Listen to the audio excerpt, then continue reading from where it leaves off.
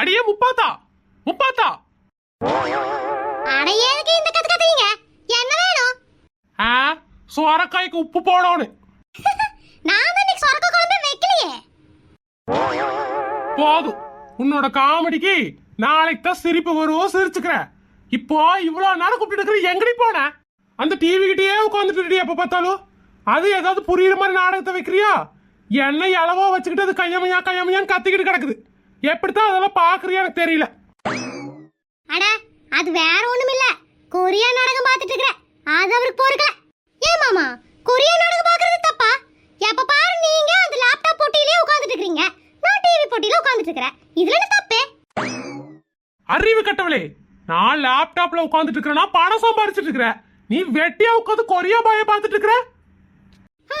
நான் என்னங்க மாமா பண்றது? அழகழகா ஆப்பிள் மாதிரி பசங்க அங்கதான் இருக்கிறாங்க, நல்லா பாக்குறதுக்கு மொழு மொழுன்னு இருக்கிறாங்க, நல்லா இருக்குது. இங்க என்ன இருக்கிறாங்களே, எப்ப பார்த்தாலும் பொண்டாட்டி அடிக்கவும் வெட்டவும் குத்தவும். அங்க போய் பாருங்க மாமா, தாங்க தாங்க தாங்க தாங்குறானுங்க. உன்ன மாதிரி பொண்டாட்டி எல்லாம் உங்களுக்கு கிடைக்கும்டி, அப்ப தெரியும். சரி அதை விடுங்க.